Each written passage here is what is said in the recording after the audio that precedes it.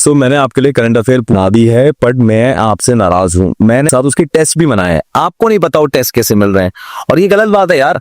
Current affair के test लेने के लिए आपको सबसे पहले सेल्फ सिलेक्शन बोर्ड की ऐप को डाउनलोड करना है। वहां पर आपको कुछ परचेज नहीं करना, वहां पर सिंपल आपको 3 लाइंस या कहते हैं बर्गर वाले आइकन पे क्लिक करना है। वहां पर फ्री का ऑप्शन होगा, वहां के फ्री के टेस्ट, पीडीएफ, इस पूरी वीडियो की पीडीएफ सब कुछ अवेलेबल है।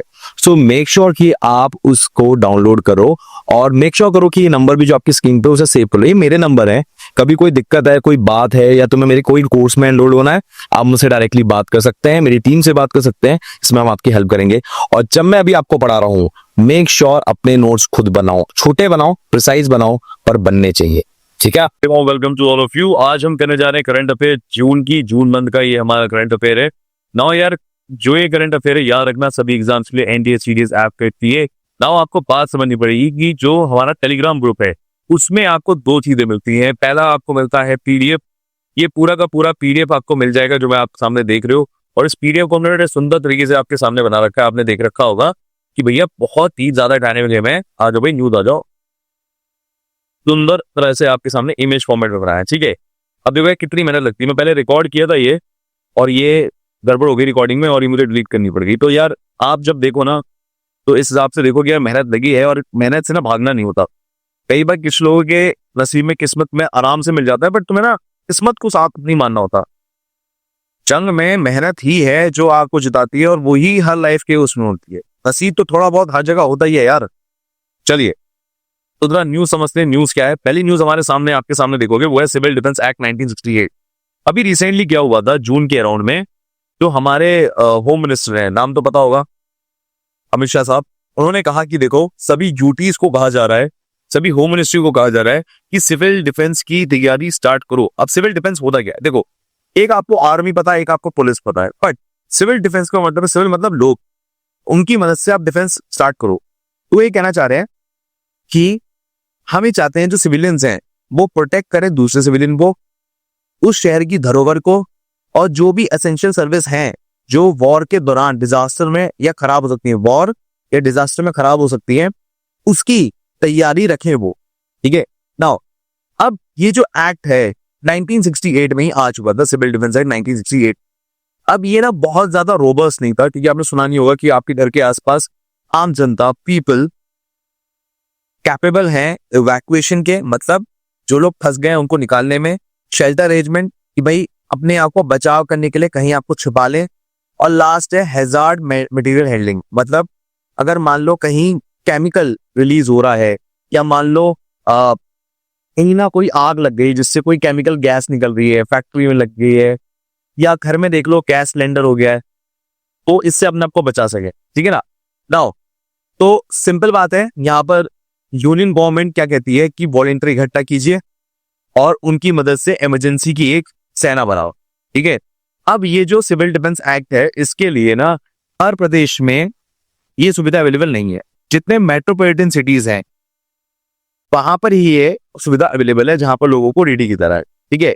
नाउ इसमें क्या है, अभी जो है जैसे अच्छा एक बात और, ना केवल metropolitan cities, border state, nuclear plant जहां जहां है, और जहां पर समुद्री पोर्ट है, उन जगह आपको देखने को जाएगा, ठीक है ना। ये हो गई ये बात। अच्छा, इनके पास खुद कुछ ताकतें होती हैं। जैसी पहली बात ये, डिजास्टर को रोकने के लिए जो भी लगेगा ये वो करेंगे। अगर मान लो कोई डिजास्टर के दौरान उनकी बात नहीं सुन रहा है तो उस पर पेनल्टी या जेल वो कर सकते हैं। इवैक्यूएशन के रूल वो खुद बनाएंगे और खुद ही डिसाइड करेंगे, ठीक है ना। अब इस पे न्यूज देखिए, न्यूज क्या है। न्यूज यहां पर ये आपके सामने बैठती है कि जो सिविल डिफेंस एक्ट है, ठीक है ना, उनमें से कौन सी स्टेटमेंट सही है।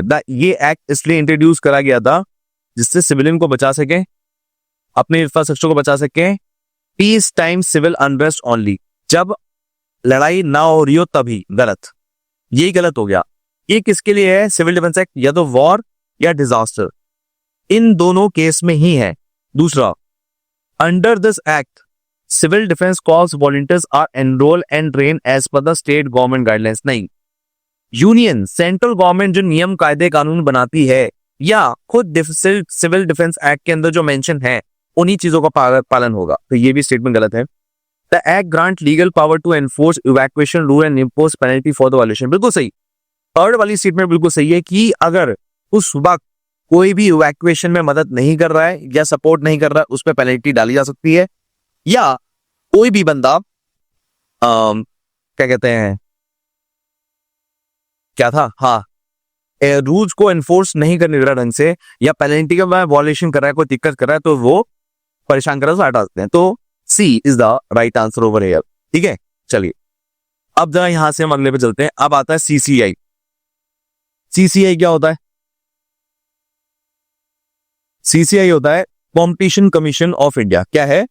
Competition commission of India. ये न्यूज में आया, हुआ क्या था, ये यूपीएससी की बात नहीं कर रहा है। जब आप कॉम्पिटिशन सुन रहे हो तो हो सकता है यूपीएससी आ रहा हो दिमाग में, बीपीएससी आ रहा हो एग्जाम दिमाग में, ना ना ना ना, एसएससी ना ना, इन एग्जाम्स की बात नहीं कर रहा वो एक्चुअली कर रहा है धंधे की बात, बिजनेस की बात। तो जब बिजनेस होता है, बिजनेस के अंदर अनफेयर प्रैक्टिस से बिजनेस ना हो। अब ये वाला जो रूल ये लेकर आए हैं, जिस वजह से ये न्यूज में आया है, न्यूज में आया है प्रीडेटरी प्राइसिंग की वजह से। प्रीडेटरी प्राइसिंग क्या होती है?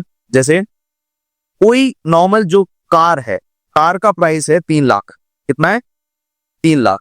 ठीक है, अब कोई कंपनी कहे आप एक काम करो, मैं आपको गाड़ी सिर्फ और सिर्फ 50,000 में देने को तैयार हूं, ठीक है, बाकी आप मुझे 1,000 रुपए करके देते रहो, ठीक है, और मैं उस पर कोई इंटरेस्ट नहीं लूंगा। क्या कह रहा है? मैं उस पर कोई भी इंटरेस्ट नहीं लूंगा। तो मामला गड़बड़ नहीं हो जाएगा? अब सोचो, दुनिया की सबसे भी वर्स्ट कंपनी सोचो जो तुम अकॉर्डिंग चल नहीं रही है। Let me take an example of Force Motor India में चल नहीं रही है, ठीक है ना। अब फोर्स मोटर ये कह दे कि भैया मैं यही कर रहा हूं, मैं 50,000 में गाड़ी दे रहा हूं आपको, 50,000 लाओ गाड़ी ले जाओ, बाकी हर महीने 1,000 रुपए देते रहो और उसमें कोई भी इंटरेस्ट नहीं लगेगा आपका। ठीक है, अगर गाड़ी का दाम 5 लाख रुपए है तो आपको 5 लाख रुपए से एक ऊपर नहीं देना। ये जो मामला है, ये जो हरकत है, इस हरकत से सारा का सारा जो कि आपका कार मार्केट है वो हिल जाएगा। अब ये जो चीजें खतरनाक हो जाती है, क्यों? क्योंकि यार जो बाकी कंपनियां हैं वो दिक्कत में पड़ जाएंगी। तो आपको लगता होगा यार ये तो सही चीज है, नहीं, ये बहुत खतरनाक चीज है। मैं एक और एग्जांपल देता हूं, देखो, जियो सुना है आपने? साल था 2019 था शायद, जहां तक मुझे याद है, ठीक है, 18-19 था, 18 कर लेते हैं। 18 में ऐसा हुआ था कि जियो ने कहा मैं सिम फ्री दूंगा, मैं कॉल भी फ्री दूंगा और मैं इंटरनेट भी फ्री दूंगा। अब ये 3 चीजें फ्री देने की वजह से, ठीक है ना, जियो का मार्केट एकदम उछल गया। अब एक बात बताओ, सिम कॉल इंटरनेट का कोई तो खर्चा बैठता होगा, पर तुम्हें वो फ्री दिया गया, 2 इयर्स एकदम फ्री दिया गया। तो 2 इयर्स फ्री देने में जो वोडाफोन था, डोकोमो था, आइडिया था, बीएसएनएल था, इनकी राड पेट दी। एयरटेल भी ऑलमोस्ट बंद होने की कगार पे आ गया था। एयरटेल ने अपने आप को किसी तरह से सर्वाइव कर लिया, क्योंकि एयरटेल का उस टाइम नेटवर्क बड़ा अच्छा था। तो लोग कहते थे यार एक तो ऐसा सिम रखो जिसमें नेटवर्क अच्छा आता हो। तो एयरटेल ने अपने आप को सर्वाइव कर लिया था। उस एयरटेल के सर्वाइव के चक्कर में एयरटेल बचा रहा और कंपटीशन से 2 कंपनी बची, जियो और एयरटेल, बाकी सारी कंपनियां बंद हो गई, है कि नहीं।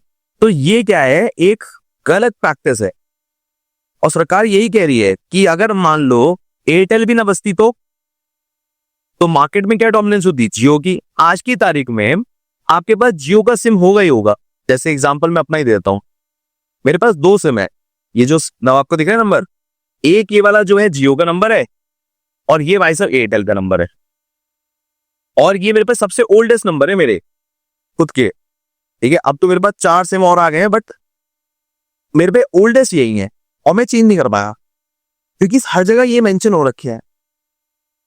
तो ये बहुत बड़ी दिक्कत होती है कि जब कोई भी कंपनी प्राइसेस को एकदम लो कर देती है तो जो उसके कॉम्पिटिटर्स होते हैं वो खत्म हो जाते हैं।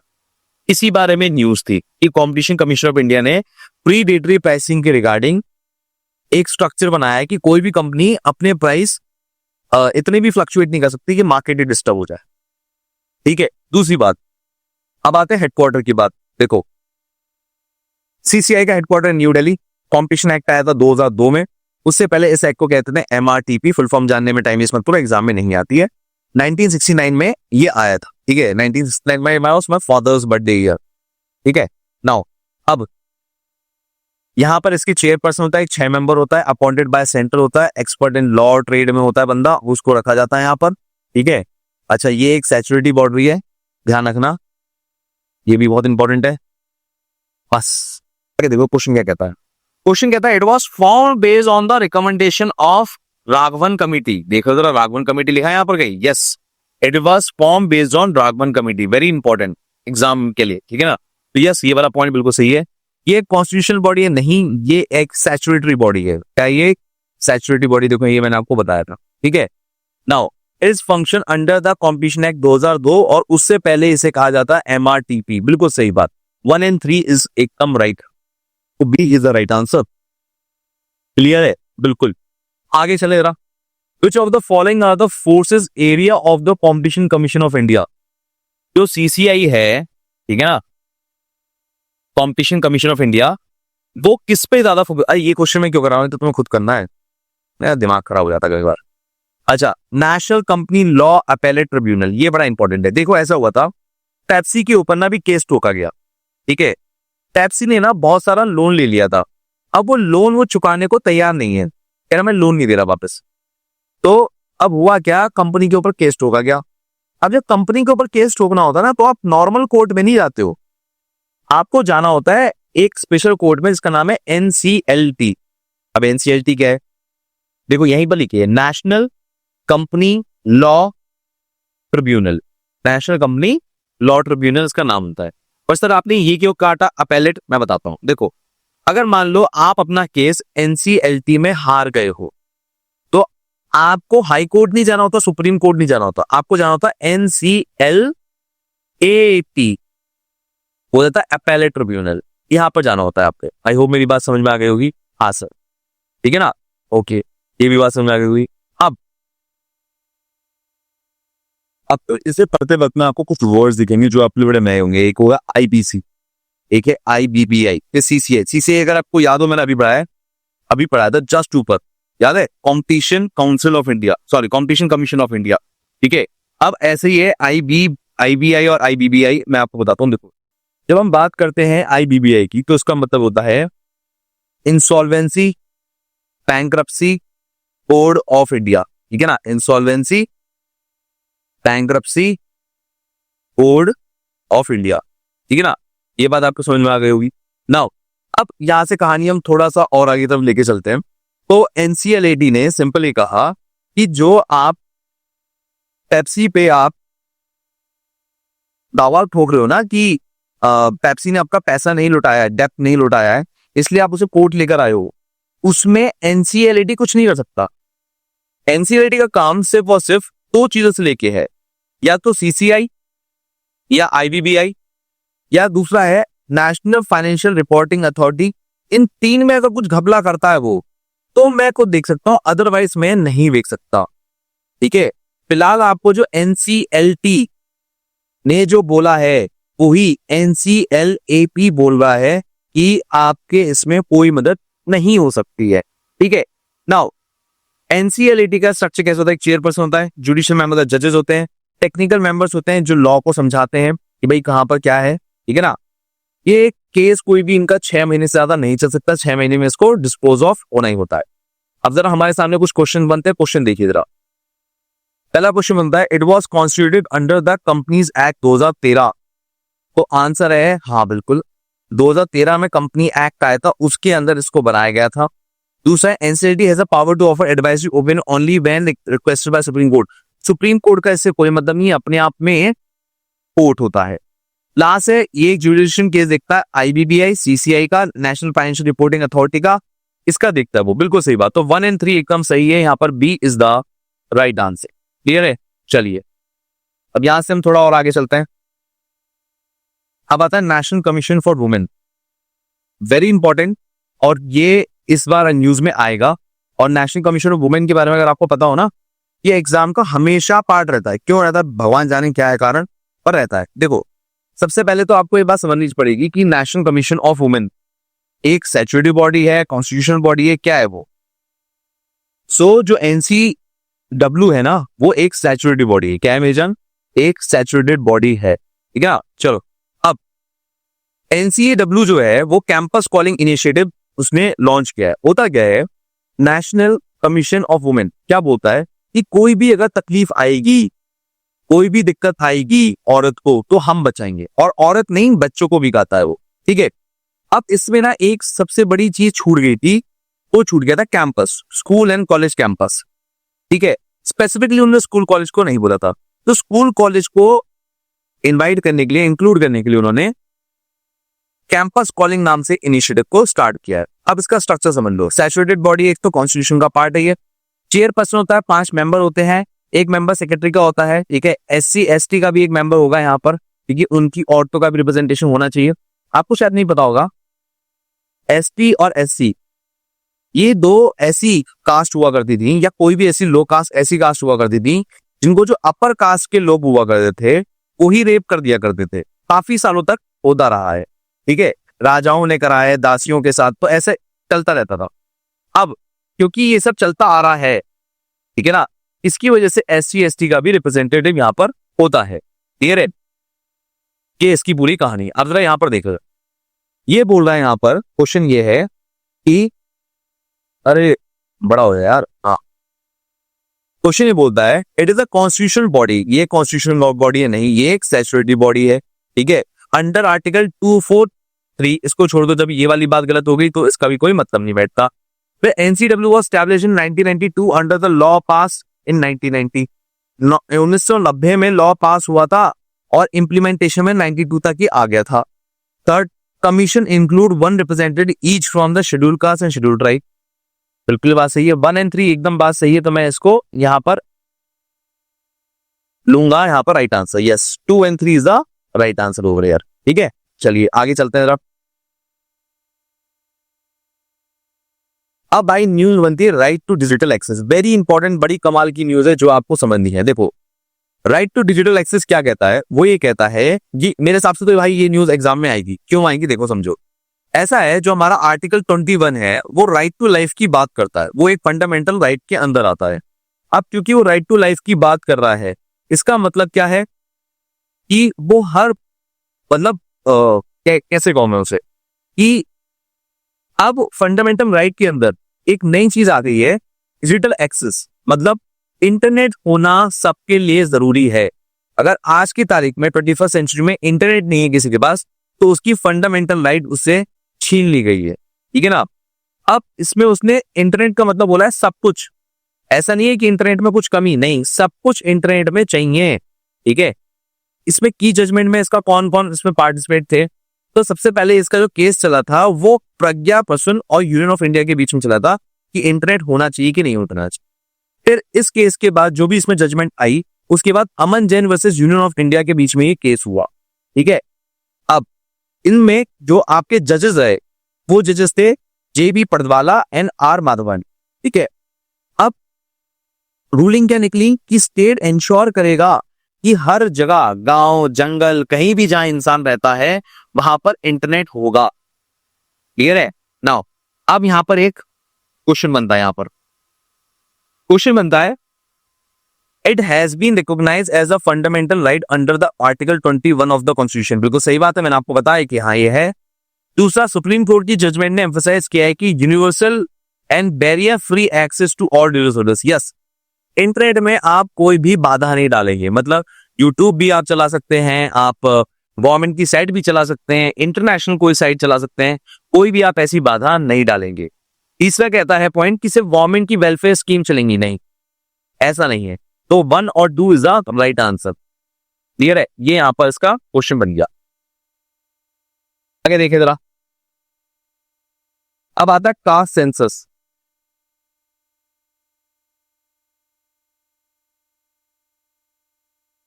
देखो, ये न्यूज ना मुझे बड़ी खतरनाक लगी। मुझे लगा कि यार ऐसा था कि हर 11 साल में आपके ना सेंसस होना है। तो 2011 में सेंसस हुआ था, अब 2022 में होना था, अभी तक सेंसस नहीं हुआ।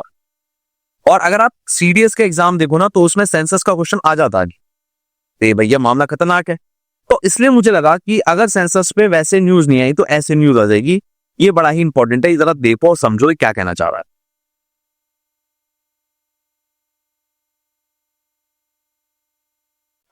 अब बात करते हैं भैया कास्ट सेंसस की। देखो कास्ट सेंसस का भैया क्या सीन है। देखो कैबिनेट कमेटी ने अप्रूव कर दिया था पॉलिटिकल अफेयर्स के लिए भैया कि अपकमिंग जो सेंसस होंगे जो कि 2011 के बाद अब 2022 में होने थे, वो अब 2025 के अंदर करे जाएंगे और उसमें कास्ट भी इंक्लूड करी जाएगी। तो अब कहानी क्या है जरा कहानी समझो। ऐसा था कि सेंसस हमारे दो टाइप के होते हैं, एक होता है सोशो इकोनॉमिक कास्ट सेंसस, ठीक है, और एक सिंपल सेंसस। देखो यहाँ पर लिखा भी है, ठीक है। तो सिंपल जो सेंसस होता है उसमें नॉर्मली हम पॉपुलेशन की गणना करते हैं कि पॉपुलेशन कहां पर कितनी है, और नॉर्मली पॉपुलेशन के डाटा में हम दो तीन चीजें कवर करते थे। एक तो थी कि लैंग्वेज, लोग भाषा कौन सी बोल रहे हैं, इमिग्रेशन कितना हुआ है लोगों का, ये सारी चीजें हम कैलकुलेट करते थे, ठीक है। और ये 1948 के एक्ट के थ्रू आया था। अब जो SECC है उसमें क्या होता है कि गवर्नमेंट का डाटा होता है कि सोशियो इकोनॉमिक स्टेटस क्या लोगों का, ठीक है ना, ये बात हो रही थी। अब जो कास्ट का कलेक्शन ऑफ डाटा था वो 1951 में बंद कर दिया गया था टू एनकरेज नेशनल यूनिटी, कि हमारे देश में बात ही नहीं होती तो हम यूनिटी है, मतलब कास्ट है ही नहीं तो हम कास्ट का डाटा भी नहीं लेंगे। अब सरकार का ये कहना है कि कास्ट का डाटा लेना जरूरी है। क्यों? अगर हम ST SC की बात कर रहे हैं तो हमें ये बात पता होना चाहिए कि कहां पर ST SC ज्यादा है, जहां पर हमें ध्यान देना है कि क्या कहते हैं पॉलिसीज स्ट्रांगली इंप्लीमेंट करनी है, ठीक है। अगर हम वहां SC ST की पॉलिसी इंप्लीमेंट कर रहे हैं जहां पर SC ST की आबादी कम है तो कम लोगों को फायदा मिलेगा और कोई फायदा भी नहीं होगा उस अवेयरनेस कैंपेन का। तो सरकार ने ये बात कह के अपनी बात रखी है। नाउ अब यहाँ पर सीन क्या होता है कि यहाँ पर कहा गया है the first caste census is made in India was conducted in 1931। मेरे पास सही है, बिल्कुल सही बात है ये, ठीक है। अंग्रेजों ने ही कराया था पहला caste census. The practice of collecting caste data was officially discontinued in 1951। ये बात भी बिल्कुल सही है। तो सोशियो इकोनॉमिक कास्ट सेंसस है वो कंडक्ट करा गया था 2011 में, नहीं ये बात गलत है। 2011 में सोशियो इकोनॉमिक कास्ट सेंसस करा ही नहीं गया था, ठीक है ना। तो statement 1 and 2 is absolutely correct. चले आगे, चलिए। अब आता है ये कंसेप्ट जीरो एफआईआर का। देखो जीरो एफआईआर बड़ी ही इंपॉर्टेंट है और ये शायद बहुत पहले हो जाना चाहिए था। और मुझे लगता है जीरो एफआईआर ना एक इनिशिएटिव है जो कि अच्छा है बट इनकम्प्लीट इनिशिएटिव है। मेरी बात जरा ध्यान समझना, मैं क्यों बता रहा हूँ, बहुत इंपॉर्टेंट बात है। देखो जीरो एफआईआर ये कहती है कि आप कहीं से भी एफआईआर लॉन्च कर सकते हो, ठीक है ना, कोई दिक्कत की बात नहीं है, चाहे कोई लीगल केस हो कुछ भी हो आप कर सकते हो। फॉर एग्जाम्पल आपके साथ यहाँ पर कुछ कांड हुआ, ठीक है, और आप भागते भागते भागते यहाँ पर पहुंच गए, ठीक है, अपनी जान बचाते बचाते, तो वहां का जो नियर बाय पुलिस स्टेशन है वहां पर अपनी एफआईआर कर सकते हो। नॉर्मली पहले क्या होता था, जो आपका जहां पर क्राइम हुआ है उसी एरिया की पुलिस स्टेशन में आपको एफआईआर दर्ज करानी थी। तो अब पंगा क्या हुआ, अब जैसे निर्भया केस आपने सुना होगा, जब मैं बहुत छोटा था तब मुझे 2011 में निर्भया केस सुनने को मिला था, हमारी रोंगटे खड़े हो गए थे। जो जेनजी है उनको नहीं पता होगा, जो आप लोग की जनरेशन उनको नहीं पता होगा, पर वो हमारे रोंगटे खड़े हो गए थे निर्भया केस के अंदर। हुआ क्या था, चलती बस के अंदर लड़की के साथ रेप हुआ था। अब मुझे बताओ कि तुम कौन से पुलिस थाने में जाओगे और अपनी एफआईआर लिखवाओगे?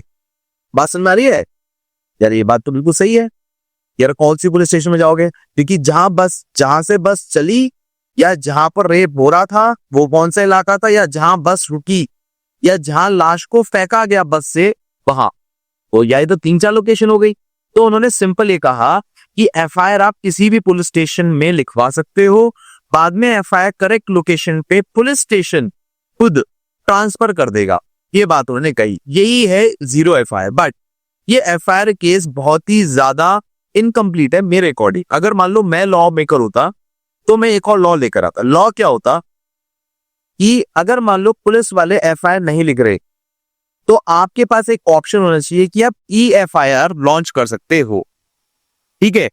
वो सीधे EFIR उस एरिया के DSP IG के पास जाएगी और DSP IG को उस एफआईआर पे 24 घंटे के अंदर रिस्पॉन्ड करना होगा, अदरवाइज उसे सस्पेंड कर दिया जाएगा। और उस EFIR की कॉपी लेके वकील के साथ आप सीधे कोर्ट में जा सकते हो, ठीक है, अगर 24 घंटे के अंदर एक्शन नहीं लिया जाता। और कोर्ट में जाकर आप उस एफआईआर को लॉन्च कर सकते हो। तो अब ये देखो, आपने सिस्टम को ट्रांसपेरेंट कर दिया अगर आप ये सिस्टम लेके चल रहे हो, और आपके लिए एक एफआईआर लॉन्च करना इंपॉर्टेंट हो गया, क्योंकि यार अगर एफआईआर कभी लॉन्च ही नहीं हुई तो आपका केस कभी दर्ज ही नहीं हुआ, और केस जितना डिले हुआ तो जस्टिस इज डिलेड।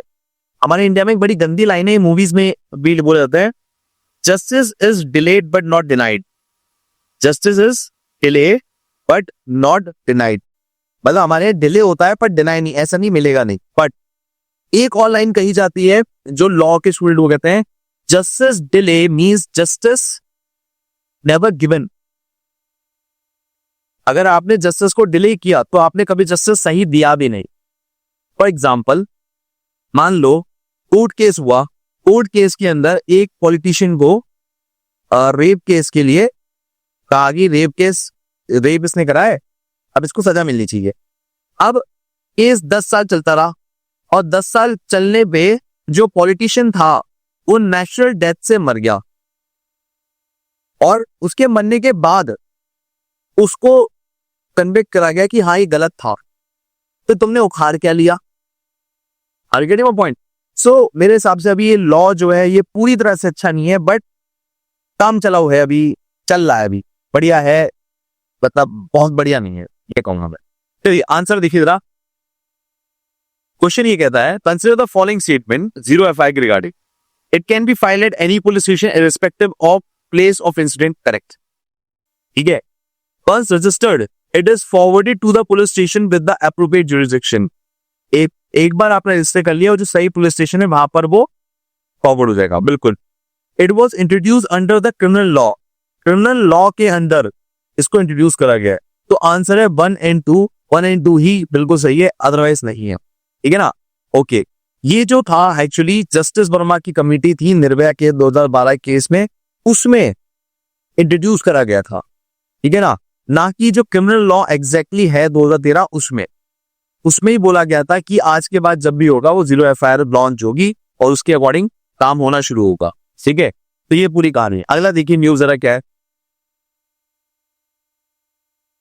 न्यूज समझिए, प्लेसेस ऑफ वर्शिप एक्ट 1991। ये बात भाई इलाहाबाद हाई कोर्ट ने कही है कि हम इस एक्ट का इस्तेमाल करेंगे जामा मस्जिद को देखने में कि जामा मस्जिद क्या तोड़ के बनाई गई है। ठीक है, तो अब भैया ऐसा है कि ये वाली न्यूज नहीं आएगी एग्जाम में। ठीक है, अब क्यों नहीं आएगी न्यूज भी कि यार ये ना रिलीजियस वैल्यूज पे है, तो मैं इसको ना स्किप करना चाहूंगा।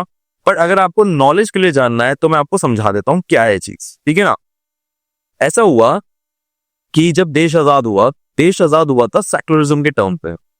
और अगर आप थोड़ा सा ना कॉन्टेक्स्ट समझो, कई बार क्या होता है हम कांग्रेस को गाली दे देते हैं एकदम से। ऐसा नहीं मैं कांग्रेस का फेवर्ड हूं, बट जरा उस वक्त का कॉन्टेक्स्ट समझो। 1947 देश आजाद हुआ, पार्टीशन में क्या हुई? मारकाट, खून खराबा, ब्लड शेड। अब there are two kind of Muslims were there. One Muslim जिन्होंने देश छोड़ के पाकिस्तान जाना पसंद किया, ठीक है, और उस वॉयलेंस का पार्ट भी बने।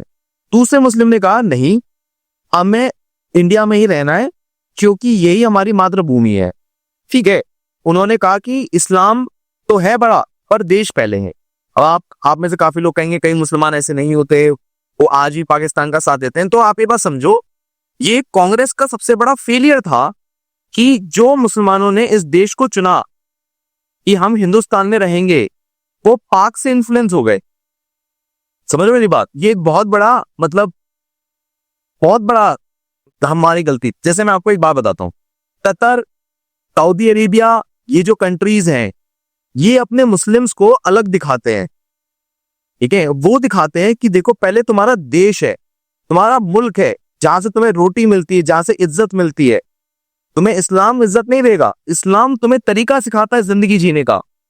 तो पहली इज्जत कंट्री, फिर इस्लाम। जब वो बोलते हैं ना कि जैसे मान लो मैं कहूं हमें कहना है अपने आप को हिंदू कहना है, तो खाली हिंदू ना लिख के पहले कंट्री का नाम लिखा, इंडियन हिंदू, इंडियन मुस्लिम। तो ऐसे ही वो कहते हैं सऊदी अरेबियन मुस्लिम।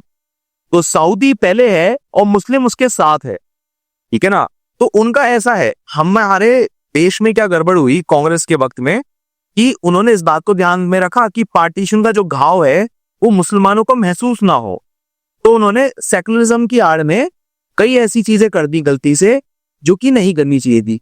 अब यहां पर क्या मामला आ गया है कि इसी एक्ट को ध्यान रखते हुए जो 1991 में बने थे उसको ध्यान में रखते हुए एक लॉ बनाया गया था कि आप कभी भी ऐसा नहीं कर सकते कि कन्वर्जन कर दें आप, ठीक है ना।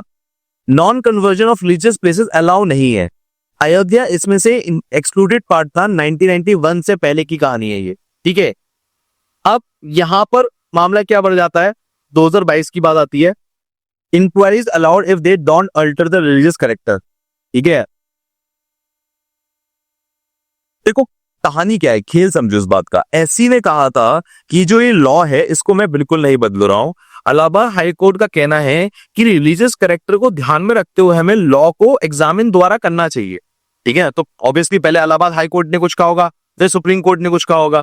नाउ अब मुझे क्या लगता है, मैं आपको अपना पर्सपेक्टिव बताता हूं, ठीक है। हिंदू मुस्लिम कोर्ट को साइड में रखते हुए मैं आपको अपना पर्सपेक्टिव बताता हूं, या मेरे अकॉर्डिंग क्या होना चाहिए। देखो सबसे पहले तो यार मेरे अकॉर्डिंग ये होना चाहिए कि व्हेन यू आर, मतलब किसी भी प्लेस का आप एग्जामिन करा रहे हो, ठीक है। तो जब भी आप किसी भी प्लेस का एग्जामिन करा रहे हो सकता है कि वो मॉस्क्यू हो और वो मॉस्क्यू प्लेस को बनाया गया हो किसी हिंदू प्लेस को तोड़ के, ऐसा हो सकता है। अब जैसे मैं आपको एग्जांपल और देता हूं, आपको शायद नहीं पता होगा। जब बुद्धिज्म का जन्म हो रहा था तो बुद्धिज्म एक लोअर रिलीजन माना जाता था एज कंपेयर टू हिंदू। क्यों माना जाता था? क्योंकि जो बुद्धिज्म में जितने भी लोग हुआ करते थे वो SC ST हुआ करते थे, और बुद्धिज्म में कास्टिज्म नहीं था, ये कैसा रिलीजन था। तो जो भी बुद्धा के टेंपल बना करते थे वो हिंदू राजाओं ने तोड़े थे। तो आने वाले टाइम में ऐसे भी हो सकता है कि टेंपल का एग्जामिन करें और बुद्धिस्ट कुछ मिल जाए। तो अगर आप ध्यान से देखो, सोचो ध्यान से, दिमाग लगाओ, ठीक है ना, लॉजिक सोचो। बिकॉज यार तुम्हें लॉजिक क्यों लगाना है, कल तुम देश के लीडर बनोगे, तुमसे ओपिनियन पूछी जाएंगी। तो एक ओपिनियन क्या बनती है कि मान लो आप एक रिलीजियस स्ट्रक्चर को तोड़ते हो तो आपका उसका आउटरीच बनेगा, पक्की बात है, और जिसको खड़ा कर रहे हो उसके लिए भी आउटरीच बनेगा। कायदे में ऐसा होना चाहिए कि ठीक है आप एग्जामिन कराओ, स्टैब्लिश कराओ, जिसको आप डिमोलिश कर रहे हो उसके बदले आप दूसरा खड़ा करो, प्रॉपर खड़ा करो। जैसे अयोध्या के टाइम पे राम मंदिर बना तो बाबरी मस्जिद के लिए खाली लैंड नहीं देनी चाहिए थी, उसका जो चंदा इकट्ठा करके कलेक्शन करके बनना चाहिए था उसको भी साथ में कंप्लीट करना चाहिए था। जब आप दोनों चीजें करोगे कि दोनों रीजन को ध्यान में रखते हुए उसको स्टैब्लिश करोगे तो आप नोटिस करोगे पीस और सेकुलरिज्म की आपने सही डेफिनेशन दी। सेकुलरिज्म का मतलब क्या है? हर धर्म को इज्जत देना, जिसका डिमोलिश हुआ था उसको दोबारा कंस्ट्रक्ट करा गया और जो कंस्ट्रक्ट हो रखा था उसको शिफ्ट करा गया, ठीक है, जिससे दोनों धर्म की इज्जत बनी रहे। ये बात बहुत जरूरी है बेटा। जब आप SSB में जाते हो ना तो आपकी ओपिनियन मांगी जाती है, what is right what is wrong. तो ये ध्यान रखना है आपको, ठीक है। चलिए अब आगे चलते हैं। Consider following statement regarding the places of worship.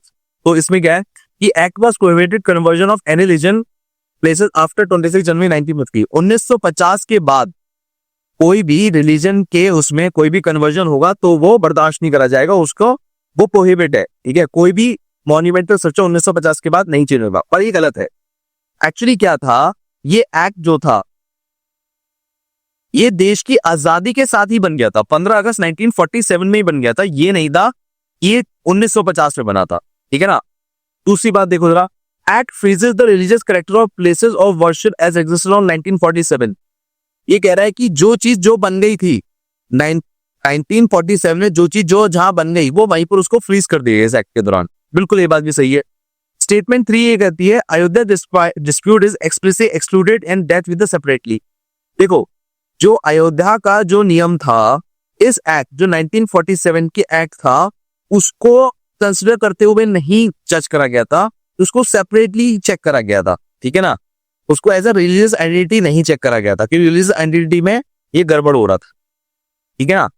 I hope मेरी बात समझ में आ गई होगी। अभी थोड़ा मामला कॉन्ट्रोवर्शियल है, अगर आप सोच के देखो कि सर आप क्या बोल रहे हो और आप क्या पढ़ा रहे हो, आपने अयोध्या वाली बात क्या कह दी। पर यार ये मामला, अब आप केस स्टडी तो भैया बनेगी, इस पे लंबी बनती है, ठीक है ना। बट आपको ना जो हिंदू मुस्लिम या सिख ईसाई कोई भी देख रहे हो, न्यूज को देखा करो फ्यूचर लीडर के हिसाब से। मैं लीडर बनूंगा, अगर मैं कल PM हूं, मैं कल MLA हूं, तो मेरे अकॉर्डिंग सही क्या होना चाहिए, क्योंकि यार आप ही कल गवर्नमेंट ऑफिसर बनोगे, आप ही कल पीएम या कुछ बनोगे, या कहीं भी, या आर्मी में ऑफिसर बनोगे, कुछ भी बनोगे, तो आपको न्यूट्रल रहना सीखना पड़ेगा। यार मैं न्यूट्रल रह के सबका फायदा कैसे करूं? Are getting my point? तो मैं उम्मीद करता हूं कि कल आप इस बात को समझोगे, और जो मैंने आपको न्यूट्रली दोनों डिमोलिश और रिकंस्ट्रक्ट दोनों की आपको पॉलिसी बताई, वो आपको अच्छे समझ में आई। चलिए आगे बढ़ते हैं जरा। देखिए, यूनियन पब्लिक सर्विस कमीशन आपका एग्जाम कंडक्ट करता है, आपको पता होगा। अजय कुमार इसके नए डिफेंस जो कि फॉर्मर डिफेंस सेक्रेटरी थे, वो यूपीएससी के चेयरमैन बने गए हैं, ठीक है ना। यूपीएससी की बारे में बात आर्टिकल 315 और 323 के बीच में की जाती। क्या क्या बातें की जाती समझो। पहली बात की जाती कि ये बनाया गया था 1926 में, और ये कॉन्स्टिट्यूशन का पार्ट बना था 1950 में। चेयरमैन कैन नॉट बी रीएम्प्लॉयड, एक बार तुम बन चुके दोबारा नहीं बन सकते हो, ठीक है ना। जो यूपीएससी का कोई भी मेंबर होता है उसको यूपीएससी का चेयरमैन बनाया जा सकता है, चाहे यूपीएससी का बनाया जाए चाहे स्टेट पीएससी का, दोनों को बनाया जा सकता है, ठीक है ना। रेजिग्नेशन टू द प्रेसिडेंट, अगर इसे अपनी पद छोड़ना है तो ये प्रेसिडेंट को अपना लेटर लिखता है। रिमूवल रिक्वायर एससी इंक्वायरी, इसके रिमूवल के लिए सुप्रीम कोर्ट की इंक्वायरी लगती है। 6 साल तक सर्व करते हैं या 65 की उम्र तक सर्व करते हैं। इसमें मेंबर क्या होता है, एक चेयरमैन होता है और अदर्स मेंबर्स होते हैं। इसके जो नंबर्स हैं वो डिसाइडेड करे जाते हैं प्रेसिडेंट के द्वारा, कोई फिक्स ईयर नहीं है, ठीक है ना। बनाया किसको जाएगा, जिसके बाद 10 साल का गवर्नमेंट का सर्व करने का एडमिनिस्ट्रेशन का एक्सपीरियंस हो, ठीक है ना। एग्जाम मेनली जो कंडक्ट कराए जाते हैं, आपको आईएएस तो पता ही है, सीडीएस भी पता होगा, उसके बाद आपको एनडीए भी पता होगा, उसके अलावा सीएससी, ईएससी, सीएमएस भी आपके एग्जाम कराए जाते हैं, ठीक है ना। चलिए क्वेश्चन देखिए, बड़ा ही सिंपल, वैसे इससे ज्यादा कोई मुश्किल नहीं आएगा। पहला आपका बनता है यहां से कि कौन से आर्टिकल में बात करी गई है, बिल्कुल आपको पता होगा, बात एकदम सही है और यही इसमें सही बात है। दूसरी बात की, UPSC was establish under the constitution of India in the year 1950। Establish 1950 में हुआ, जरा दोबारा से ध्यान से देख लीजिएगा। अगर मैं इसकी बात करूं तो मैंने बताया था ये कॉन्स्टिट्यूशन का पार्ट 1950 में बना, 1950 में था, कॉन्स्टिट्यूशन का पार्ट बना था, ठीक है। आ तो पहले ही चुका था ये, ठीक है ना। अगला देखिए, chairman of the UPSC can be reappointed after completing the term. नहीं, ये भी सही नहीं है, रीअपॉइंट नहीं करा जा सकता, बिल्कुल भी नहीं करा जा सकता, ठीक है। यूपीएससी अगर एस्टैब्लिश की बात करें तो 1926 में एस्टैब्लिश हो चुका था, कॉन्स्टिट्यूशन बॉडी में 1950 में आया था। 12 बोल रहा हूं, कंफ्यूज मत होना, ठीक है। पीडीएफ और टेस्ट के बारे में देखो, ये पीडीएफ टेस्ट के सीन क्या है कि मैं आपको इसकी पूरी पीडीएफ दूंगा। पीडीएफ कहां दूंगा, टेलीग्राम पे। टेलीग्राम एनडीए के लिए अलग है, सीडीएस के लिए अलग है, ठीक है। अगर आपको टेलीग्राम ना मिले तो सिंपल गूगल पे जाना, गूगल पे जाकर सर्च करना NDA self selection board Telegram, ये रहे, ये लिखना। सीडीएस वाले हो तो गूगल पे लिखना CDS self selection board Telegram, तो आपको पूरा का पूरा टेलीग्राम मिल जाएगा। अब बात आती है टेस्ट कैसे मिलेगा, इसका आपको टेस्ट भी मिल जाएगा प्रॉपर आपके लिए। उसके पास ना आपको इसकी ऐप होनी चाहिए, हमारी सेल्फ सिलेक्शन बोर्ड की ऐप होनी चाहिए। टेस्ट एकदम फ्री है, टेस्ट आपको जाके मिलेगा यहाँ पर 3 डॉट्स पे क्लिक करना, 3 डॉट्स में जाके फ्री मटेरियल में जाना। फ्री मटेरियल में जाकर आपके सामने होंगे डॉक्यूमेंट, वीडियो, टेस्ट। डॉक्यूमेंट में आपको करंट अफेयर की डॉक्यूमेंट फॉर्मेट में मिल जाएगा। टेस्ट में आपको चैप्टर वाइज, ना केवल करंट अफेयर का, geography, history, polity, economics, science, सबके टेस्ट आपको फ्री में मिल जाएंगे चैप्टर वाइज, अगर आप प्रैक्टिस करना चाहो। दूसरी बात मैं आपको बताना चाहूंगा, अगर आप मुझे 1 साल दे दो, सिर्फ 1 साल, मैं आपको वादा कर रहा हूं, मैं आपका पूरा कोर्स कंप्लीट कराकर उस कॉन्फिडेंस पे खड़ा कर दूंगा कि आपका एग्जाम निकलेगा ही निकलेगा। तो दोबारा बोल रहा हूं कि आप मुझे एक बार अपना यकीन दे दो, 1 साल दे दो मुझे बस, मैं आपका एग्जाम उतार दूंगा। भाई सीरियस वालों से मैं वादा कर रहा हूँ, सीएपीएफ भी निकलवा दूंगा, एफकेट भी निकलवा दूंगा, आईबी भी निकलवा दूंगा, ठीक है ना, कोस्ट गार्ड भी निकलवा दूंगा। बस आपको मुझे अपना 1 साल देना है। 1 साल में मैं आपके बस 3 बार रिवीजन करा दूं पूरे सिलेबस का, मैं आपका पेपर निकलवा दूंगा। प्लीज मुझे 1 साल दीजिए, मैं आपको यकीन दिला रहा हूं। अगर आपको लगे नहीं मुझे सिर्फ आपसे सिर्फ एक सब्जेक्ट करना है, पॉलिटी पढ़ना है, इंग्लिश पढ़ना है, मैथ्स पढ़ना है, खाली जीके पढ़नी है या खाली मैथ्स रीजनिंग पढ़नी है, तो मैं आपको ये भी वादा करता हूं कि आप एक सब्जेक्ट की मुझसे पढ़ो और आप किसी और सब्जेक्ट के भी डाउट मुझसे पूछ लो, मैं आपको बिल्कुल करा दूंगा, ठीक है। याद रखना कि मैं आपको 1 to 1 मिलता हूं। नॉर्मली किसी भी पीडब्ल्यू में, किसी ऑर्गेनाइजेशन में टीचर आपको 1 to 1 नहीं मिलता, यहाँ पर मैं आपको 1 to 1 मिलता हूँ वीडियो कॉल के थ्रू। आप मुझसे 1 to 1 बात कर सकते हो, कोई और बच्चा नहीं होगा, सिर्फ आप और मैं बैठ के काम करेंगे सपने पे। तो मिलते हैं आपसे अगली वीडियो में।